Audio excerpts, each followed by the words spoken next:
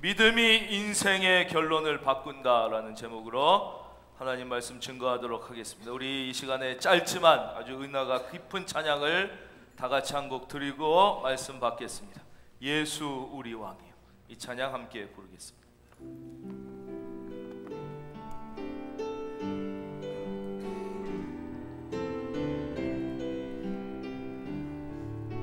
예수 우리 왕이요.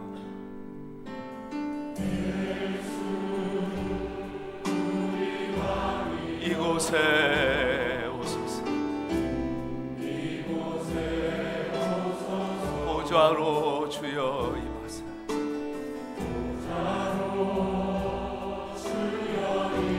찬양을 받아 주소서. 주님을 찬양.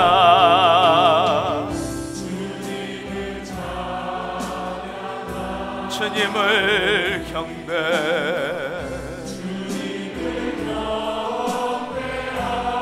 왕이신 예수여.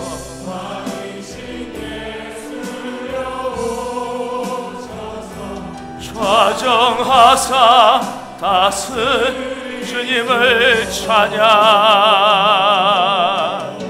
주님을 찬양하. 주님을 경배. 왕이신 예수여.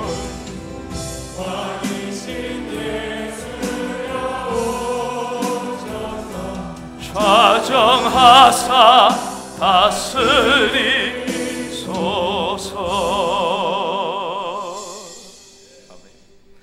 오늘 말씀에는 아주 불쌍한 한 여인이 나와요. 연루회 동안이나 혈루증으로 앓는 여자가 있어요. 근데 이 여자에 대해서 똑같은 이 여인은 이제 마가복음에서는 조금 더 자세하게 친절히 설명해 주고 계십니다. 이 여자분이 어떤 분이냐, 마가복음 5장 25절에 이렇게 설명해요. 12해를 혈루증으로 앓아온 한 여자가 있어 많은 의사에게 많은 괴로움을 받았고 가진 것도 다 허비하였으되 아무 효험이 없고 도리어 더 중하여졌던 차에.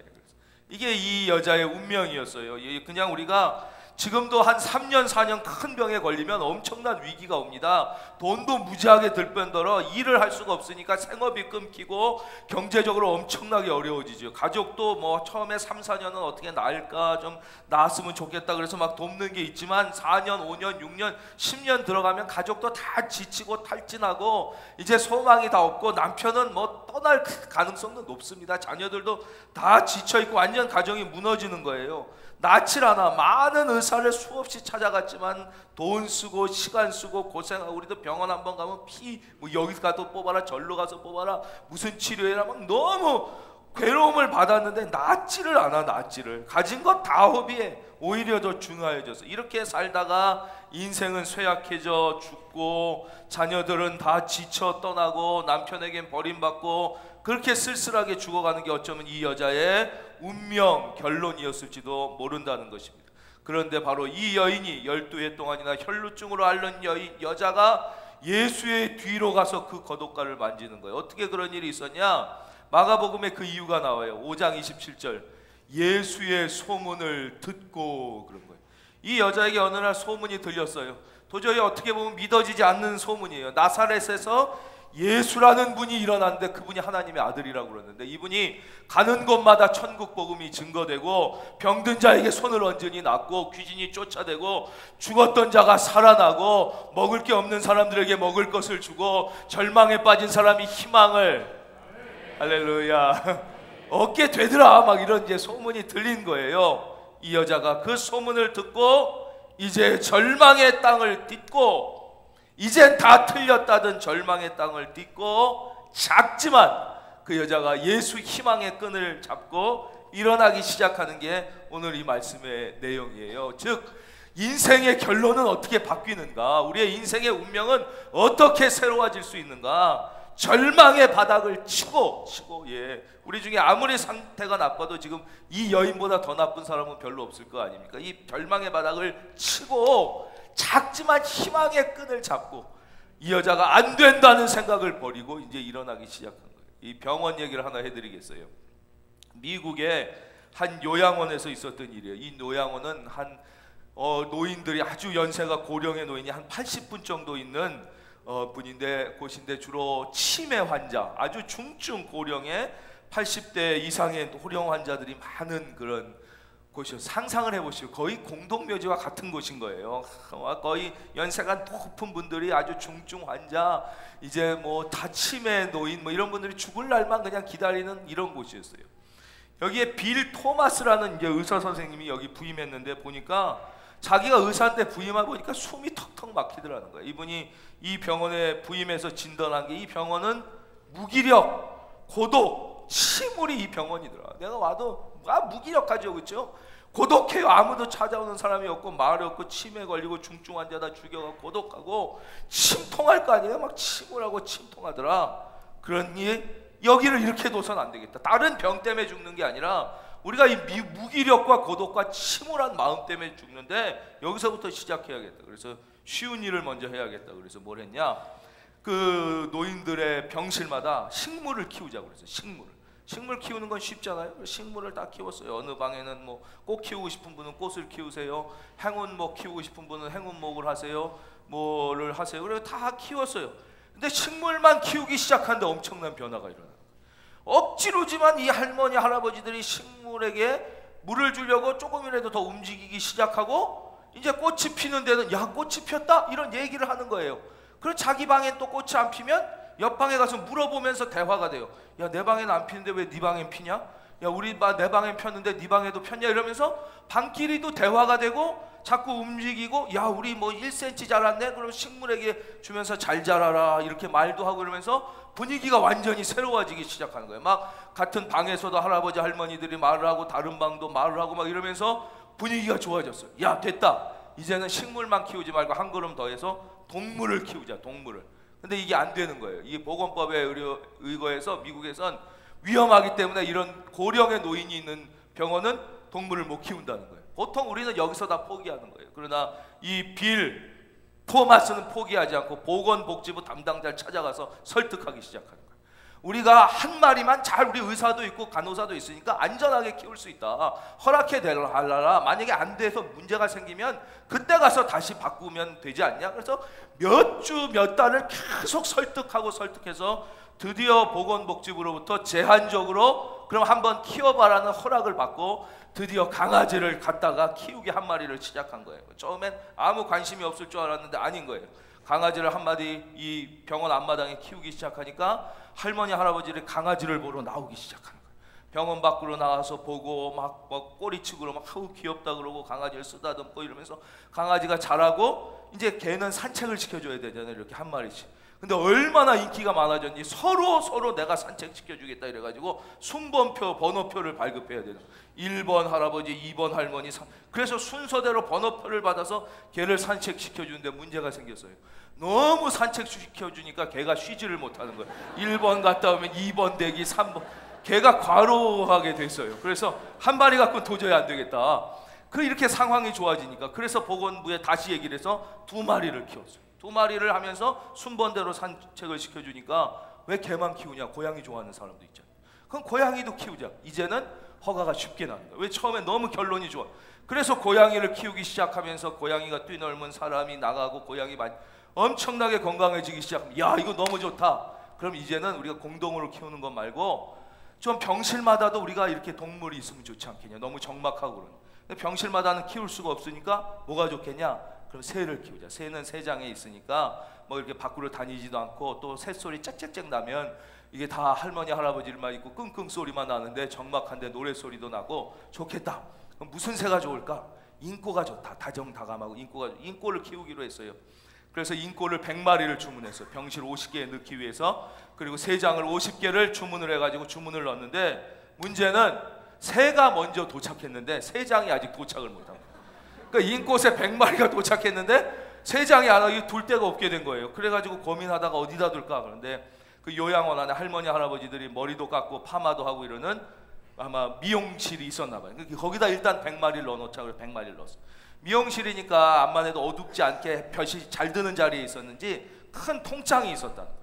그래서 할머니 할아버지들이 100마리의 인꼬새들이 막 날아다니니까 막 혼잡하고 막 깃털 나리고 더러울 것 같은데도 그 유리창 앞에 가서 그걸 막 보면서 신나더라. 와, 저거 날른다, 저거 봐라, 부딪힌다, 뭐 부딪혀 떨어뜨린다, 막 그러면서 막 낄낄대고 웃고 막 새들이 부딪히는 거 보고 좋아하고 막 이러면서 그 미용실 안에 새들뿐만 아니라 밖에서도 똑같은 일들이 일어나는 거예요. 빌 토마스는 이것을 일컬어 영광스러운 혼란. 드디어 이 안에 glorious chaos, 영광스러운 혼란이 일어났다. 그러면서 막 이 요양원의 할아버지 할머니들이 막 신나게 살기 시작하니까 이게 연세가 고령이고 중증 환자니까 많이 돌아가실 거 아니에요. 그런데도 사망률이 15%가 떨어지고요, 합병률이 50%가 떨어지면서 여기가 완전히 건강해지는 거예요. 더 놀라운 건 뭐냐, 요양원은 다 가기 싫어하는 곳이잖아요. 근데 주변에 이 요양원에 소문이 나면서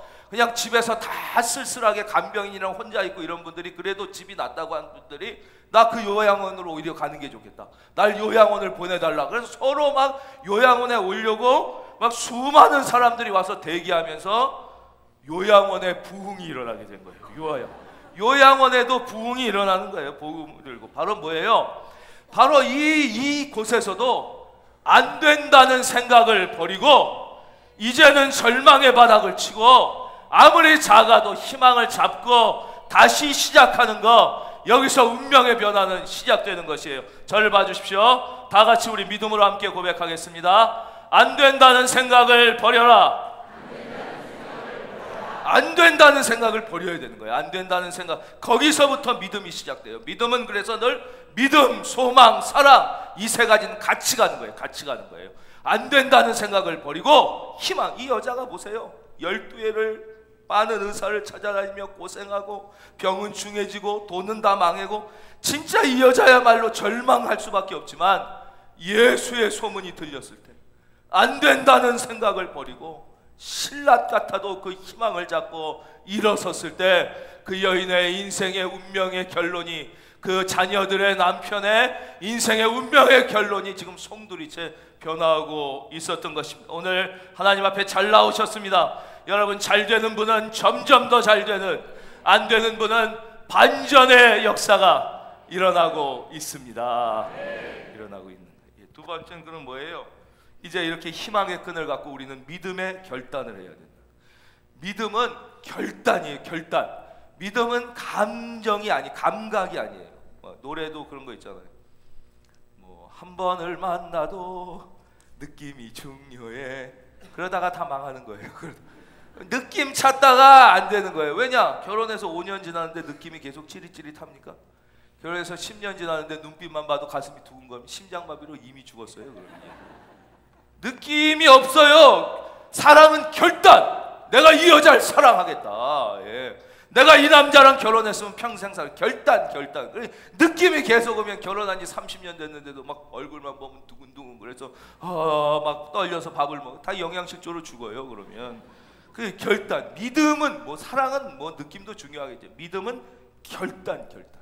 그래서 어느 날 찬양이 막 은혜로 와서 가슴이 두근거리면 막 믿음이 생겼다가, 찬양이 내 스타일이 아닌데 이거 별로 마음에 들지 않은데 그러면 믿음이 떠났다가, 어떤 날은 목사가 조금 설교를 내 마음에 맞고 막 내 마음에 감동적인 설교를 해서 막 가슴이 좀 뜨끈뜨끈해지는 것 같으면 막 믿음이 있다가, 어느 날은 목사가 설교도 되게 못하고 이상한 얘기만 하고 내 마음에 안 드는 얘기해서 마음이 싸해지면 뭐 믿음이 없어지는 겁니까? 그럼 믿음이 뭐예요? 오늘 22절, 예수께서 돌이켜 그를 보시며 이르시되 따라 안심하라. 내 믿음이. 그러니까 나의 믿음이 돼야 되는데, 나의 믿음은 어디 있는 거예요? 그럼 목사의 설교 따라. 믿음은 결단을 내리는 거예요. 결단. 내 마음에 막. 그래서 믿음이 약해졌을 때 주님이 막 꾸짖으셔서 혼내키신 이유가 뭐냐? 만약에 감정이거나 느낌이면, 느낌은 변할 수 있는데 주님이 그걸 혼내키신다는 게 이해가 안 되잖아요. 믿음은 결단. 내가 오늘 믿기로 했다. 그러면 하늘이 두 쪽이 나도, 목에 칼이 들어와도, 이 눈에 아무 증거 아니 보이고 이 귀에 아무 소리 아니 들려도 한번 믿겠다. 그러면 믿어야지. 흔들리면 주님이 기뻐하지 아니하시고 막 혼내키시는 거예요. 성경에 보면 그 얘기가 있잖아요. 예수님이 밤 늦은데 막 파도가 치는 바다에, 그 다 아는 얘기잖아요. 예수님이 걸어오시는 거예요. 다 걸어오실 때 막 배에서 깜짝 놀라 막 죽어가는데 베드로가 보고 뭐라 그래요? 예수님이세요? 예수님이시면 나보고 오라고 해주십시오. 그랬더니 예수님이 나다. 베드로야 오라. 그랬더니 베드로가 쫙 걸었어요. 막 걷다가 바람과 폭풍을 보고 무서워. 그게 느낌이에요. 무서워 빠져가게 되니까 주님이 뭐라고 그러셔요? 성경에 뭐라고 그러세요? 예수님이 꾸짖어 뭐라고 그러세요? 믿음이 적은 자여 어찌하여 의심하여. 아니 만약에 믿음이 감각이며 느낌이면 태풍과 바다가 오면 당연히 두려워지고 믿음이 약해지는 게 사실이죠. 믿음은 감각과 느낌이 아니라 결단이기 때문에 내가 한번 믿는다 그럼 예수님이 오라 그랬으면 무슨 일이 있어도 가리라 이러면 끝까지 가는데 그거의 결단이 약해져서 의심이 생기는 거예요. 예, 느낌이 아니라. 그러니까 주님이 꾸짖어요. 믿음이 적은 자여 어찌하여 의심하였느냐. 여러분 지금 의심이 생깁니까? 그래서 환경 탓하지 마세요. 주변 탓하지 마세요. 여러분의 결단이 약해져 그런 거예요. 우리가 믿음은 결단. 이 여자가 뭐라고 결단했어요? 21절 이는 제 마음에 그 겉옷만 만져도 구원을 받겠다. 그 마음에 이 여자는 결단을 했어요. 믿음의 결단. 내가 가서 예수님 직접 안수 못 받아도 겉옷만 받아도 구원을 받겠다는 믿음의 결단을 가지고 예, 우리 두 번째로 같이 고백하겠습니다. 나는 오늘부터 믿음으로 산다. 할렐루야. 결단인 거예요. 결단. 나는 하늘의 두 쪽 나도 믿겠다면 이제 믿는다. 거기서 기적과 역사와 축복이 임하는 거예요. 우리가 잘 아는 빌리 그레함 목사님을 보십시오. 빌리 그레함 목사님보다 더 머리 좋고 공부 많이 하고 성경을 막 깊이 연구한 신학자들이 많아도 그처럼 위대한 삶을 사는 사람들이 별로 없어요. 왜? 빌리 그레함 목사님이 대학교를 다닐 때 자유주의 신학, 막 세상에 막 인문학 뭐 이러 하면서 말씀에 대한 의심이 막 파도처럼 밀려오더라는 거예요. 너무 괴롭더라는 거예요. 이것은 하나님의 말씀인데 막 의심이. 그가 결국은 3학년 때인가 4학년 때 하나님 앞에 성경을 갖고 숲속에 들어가 결단을 내리잖아요. 결단. 일기에 써있어요. 저는 어떠한 일이 있어도 성경이 하나님의 말씀임을 오늘부터 믿기로 결단합니다. 자기 인생은 거기서부터 바뀌었다. 결단. 어떤 일이 있어도 만약에 우리가 결단 안 해도 다 이해하고 내가 상황이 되고 그래서 믿어야 좋지 않겠습니까? 우리 인생이 한 1000년 된다면 제가 그러라고 말씀드리고 싶어요. 한 1000년 되면 우리가 의심하고 이해가 안 가던 게 이해가 되고 이제 되고 이렇게 되면서 또 우리 인간이 잘 몰랐던 것이 과학이 발전하면서 점점점 왜곡됐던 것이 밝혀지고 이러면서 돼요. 그러나 우리가 기껏해야 100년 후에 여기 있을 사람이 아무도 없다. 그 몇십 년도 안 남은 인생에 이걸 다 이해하고 믿을 수 있는 그런 천재는 공자님이 살아가고 아인슈타인이 살아도 그게 불가능해요. 그러니까 우리 인생이 한 2000년 정도 다 되면 그러면 제가 그럼 다 그냥 이해할 때까지 좀 참으시고 예, 좀 이해가 되고 납득이 될 때까지 기다려 드리겠다고 할 수 있어요. 그러나 인생이 몇십 년 못 살아요, 우리가. 그때 그럼 하나도 이 은혜와 능력이 나에게 임하지 못한 채로 이 위대한 하나님의 말씀의 축복과 그 기적을 경험하지 못하고 그냥 그렇게 되는 건 아닙니까? 여러분, 우리는 제한적 생명, 육체의 생명을 가지고 이 땅에 태어났어요. 하나님은 성경을 통하여 우리에게 말씀하셔요. 2000년이 넘는 동안이 성경을 하나님의 말씀으로 믿고 믿음의 결단을 하고 수많은 사람들이 살아났고 인생이 변화됐고 민족이 일어났음을 보시고 여러분 믿기로 결단하시기를 주의 이름으로 축원합니다. 믿음은 결단이다. 그래서 우리가 이 믿음의 결단을 볼 때는 이 믿음의 조상이라는 분이 있어요. 들어보셨어요? 혹시 아시는 분 있어요? 믿음의 조상을 누구라고 배우셨어요? 그렇죠. 예, 우리가 아브라함이라.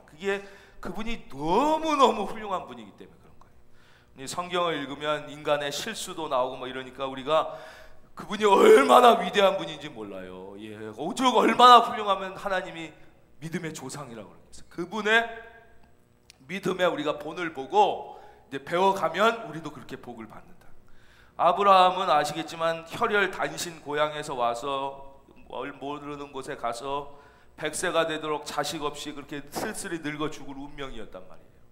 그렇죠? 인간적으로 볼 때. 근데 하나님께서 그에게 내가 너에게 아들을 줄 뿐만 아니라 너로 큰 민족을 이루고 놀라운 축복을 주고 너의 후손이 장성하며 복을 받게 해주시겠다고 약속을 해주셨어요.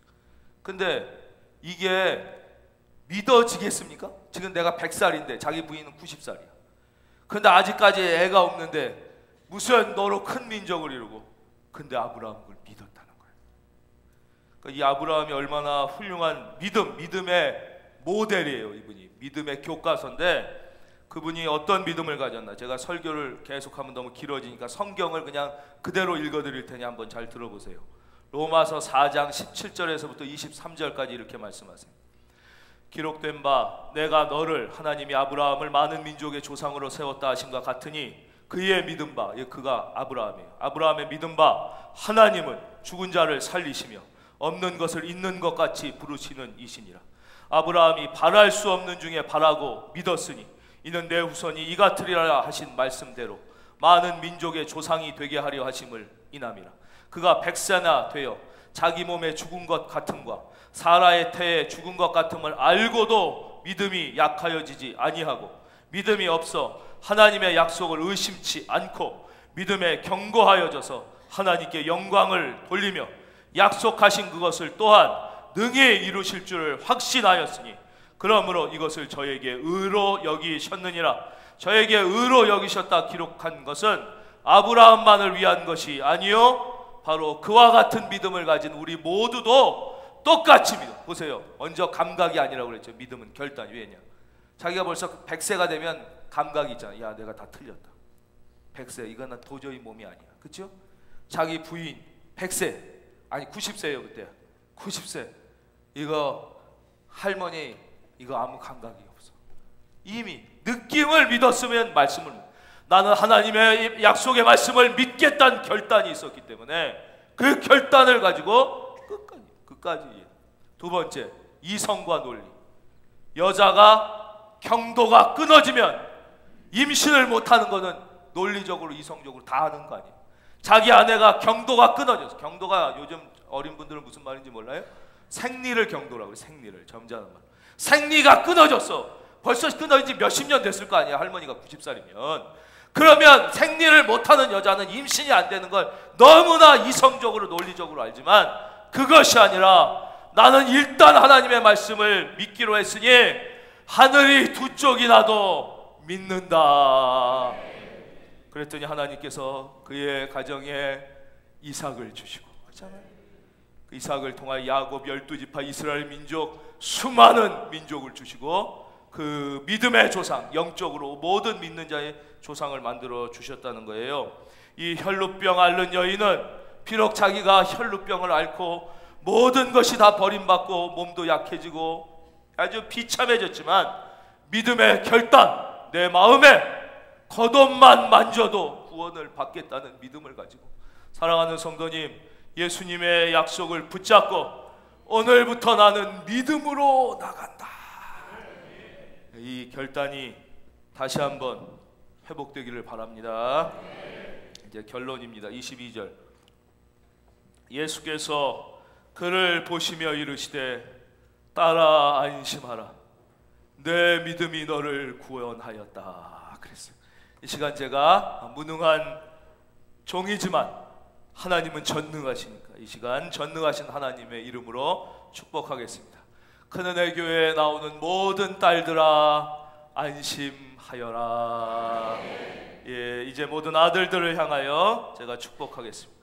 큰은혜 교회에 속한 모든 아들들아 불안과 염려를 버리고 안심할지어다. 안심. 예, 오늘 주님이 믿음으로 나온 사람에게 그렇게 말씀하시는 거예요. 참 오늘 저녁 말씀 제목이 비는 오는데 피할 곳이 없을 때. 인생을 살다 보면 누구나 한 번 이상 비는 오는데 피할 곳이 없는 때를 만나게 돼요. 지금 현재가 그런 분이 있고 나중이 또 그럴 수도 있고 지나온 분도 있어요. 정말 비는 오는데 피할 곳이 없을 때 우리는 어떻게 해야 하는가? 그게 오늘 저녁 말씀 제목이에요. 여러분 안심하시고 오늘 저녁에도 특별히 귀한 일이 있지 않으시면 우리가 나오셔서 그 말씀을 들으면 하나님께서 여러분에게 길을 보여주시고 그 인생의 복을 더하실 줄로 믿습니다. 따라 안심하라. 믿음으로 나와서 만졌으니까 하는 거예요. 내 믿음이 네 엄마의 믿음이 아니에요. 네 아내의 믿음이 아니에요. 네 남편의, 네 아버지의, 네 며느리의 믿음으로 안 돼요. 내 믿음, 네가 다니는 그 교회 목사의 믿음이 아니야. 네 믿음, 네 믿음이에요. 내 믿음이 너를 구원하여. 이게 매우 중요해요. 마지막은 뭐냐? 그 믿음의 결단이 실천으로 나타나야 돼요. 그래서 성경은 행함이 없는 믿음은 죽은 믿음이라고 그런 것이에요. 왜냐? 믿음이 예수님 앞에 이 여자가 마음으로 믿고 결단한 다음에 나와서 그 옷 뒷가라도 잡는 행동으로 보여질 때 바로 예수님 안에 있는 그 어마어마한 은혜와 능력이 이 여자의 인생 가운데 임하게 되는 거예요. 임하게. 따라할까요? 임하다. 예. 예수님이 능력이 있고 위대하신 분임은 아마 우리 중에 아무리 믿음이 약해도 다 그거는 알 거예요. 다 믿어요. 근데 문제는 그게 왜 나에게 안 임하는가? 나의 가정과 자녀에게는 왜 안 임하는가가 우리의 현실적 믿음의 고민이에요. 왜냐? 실천하지 않으니까. 이 여자처럼 그렇게 다 죽을 몸인데도 끝까지 개라도 한 마리 키워보라니까요. 실천해야 돼. 식물이라도 키워보고 해야지. 실천은 하지 않고 왜 이렇게 침울한가? 왜 이렇게 외로운가? 왜 이렇게 그 요양원이다. 병원에 왔는데도 침울한가? 똑같이 예수 믿는데도 왜 이렇게 침울한가? 예수 믿는데도 왜 외로운가? 예수 믿는데도 왜 병고침과 기적이 안 일어나는가? 밤낮 그러고 있어도 소용없다는 거예요. 그 믿음의 결단이 행동으로. 성경에 행함이 없는 믿음은 죽은 믿음이라고 그래요. 그게 보여질 때 주님이 예수님 안에는 이미 능력이 언제나 있었어요. 내 믿음이 너를 구원하였다고. 여러분 안에 있는 믿음이 작아도 실천될 때 그 믿음이 여러분을 구원하게 될 것입니다. 구원하게. 그 여자가 그 즉시 구원을 받으니라 그랬어요. 우리는 너무나 지금 노력하고 수고하고 살고 있어요. 여러분 그러시잖아요. 우리 중에 대충 사는 사람이 거의 없어요. 청년들도 너무 애쓰고 중고등학생, 초등학생 불쌍하기 짝이 없이 그냥 입시 교육에 매여서 막 공부하느라고 애쓰고, 엄마는 엄마대로 아빠는 아빠대로 돈 벌려고 애쓰고, 젊은이는 젊은이대로, 노인은 너무 수고하는데요, 아무리 노력과 수고를 해봤자 노력과 수고로 되는 일에는 질적인 한계가 있어요. 돌멩이는 아무리 닦고 걸레질해도 반짝거리는 돌멩이냐 더러운 돌멩이냐. 노력과 수고로 되는 일에는 한계가 있어요. 그러나 이 돌멩이가 주님 앞에 나와 성령의 터치를 받게 될 때 그 돌멩이는 놀라운 보석으로 변화되는 것입니다. 이것은 인간의 노력으로 할 수 있는 게 아니에요. 너무 돌멩이 닦는 일에만 우리는 인생을 다 쓰는 거예요. 좀 낫겠지만 그래봤자 뺀질대는 돌멩이냐 더러운 돌멩이지, 돌멩이는 절대 인간의 노력과 수고만으로 빛나는 다이아몬드가 되지 않습니다. 이 여인 아무리 병날라고 좋은 거 먹고 이때 뭐 건강해서 운동하고 뭐 조금 나아질 줄 몰라도 이러한 놀라운 변화는 예수 앞에 나와 예수 그리스도의 만짐을 받은 인생, 우리는 이것을 성령의 터치, 하나님과의 인격적 만남 이렇게 표현하는 거예요. 그럴 때에만 돌멩이가 보석이 되는, 여기 계신 모든 성도님들 한 분도 빠짐없이 돌멩이의 인생이 아니라 보석 같은 인생 되시기를 예수님의 이름으로 축원합니다. 더 이상 돌멩이 닦는 일을 멈추고 주님 앞에 믿음의 결단을 가지고 나와 믿음의 걸음을 떼는, 주님의 옷자락을 붙잡는 그런 저와 여러분들이 다 되시기를, 인생의 운명의 결론을 뒤바꾸는 팔자가, 사주팔자가 처음에 어떻게 갖고 태어났더니 상관없어요. 그 사주팔자를 뒤바꾸는, 다 존귀하게 되는 그런 가문 이루시기를 주님의 이름으로 축원합니다.